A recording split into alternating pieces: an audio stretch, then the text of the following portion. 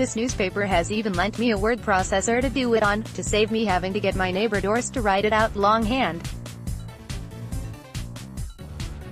It's proving a bit slow, because the computer doesn't let me write in local dialect, and stupidly they haven't put the keys in alphabetic order, but I think I'm getting the hnag of it.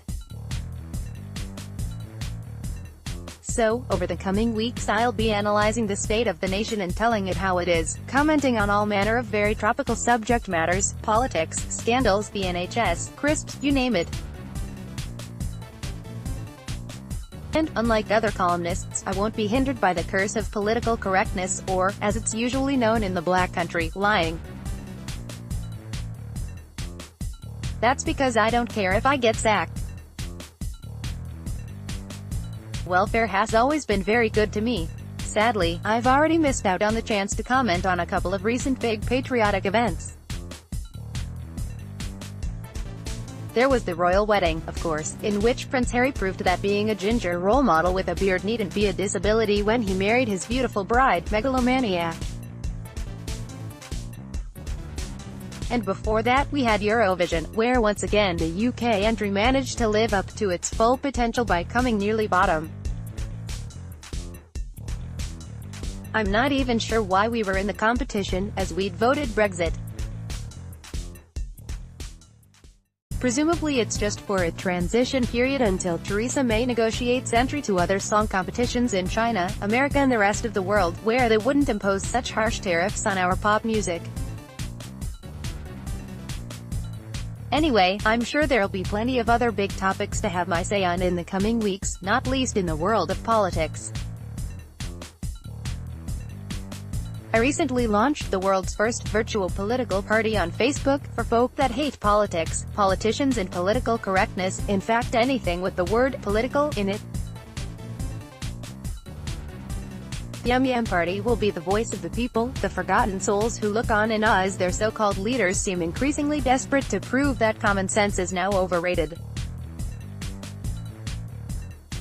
So, my first act as leader will be to appoint a shadow minister for common sense, whose brief will be to sort stuff and to not ponce about. And in this column I'll also be spelling out Yum Yum Party policies which will solve all the big issues of the day.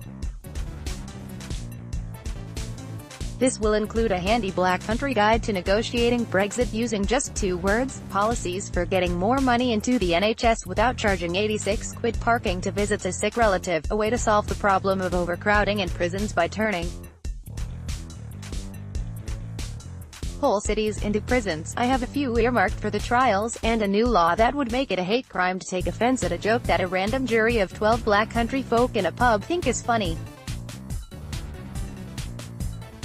Especially serious crimes, like trying to get somebody else sacked just because you're a PC zombie with no sense of humor, will receive the most severe punishment, being locked in a cell for up to a week with the Chuckle Brothers. But that's just the beginning. Because rather than try and ignore your views like most politicians, the Yum Yum Party actually wants to hear your thoughts. So if you have any suggestions for our manifesto, a topic you'd like to see covered, a scandal you want investigating, a conspiracy theory only you believe in, a wrong that needs righting, or a right that needs wronging, email me, lazycow@doreen.tv. Mark Twain said that politicians and nappies should be changed often, and for the same reasons. He was right. Before I go, a quick history lesson for the politicians. Democracy has been around a long time. It started in the 5th century BC. That's 500 years before the birth of Corbyn. The word democracy comes directly from 2 ancient Greek words, demos, meaning people, and kratos, meaning power.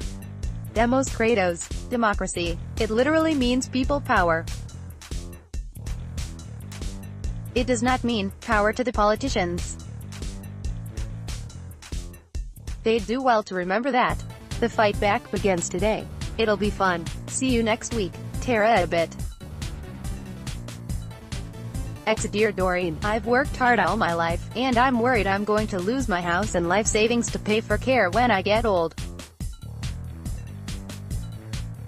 Got any tips? Denise from Wensbury. Doreen says, Denise love, remember, this is England, so the one foolproof way to guarantee that you never lose your house is not to own it. Renting is always cheaper, just make sure it's not you that's paying the rent.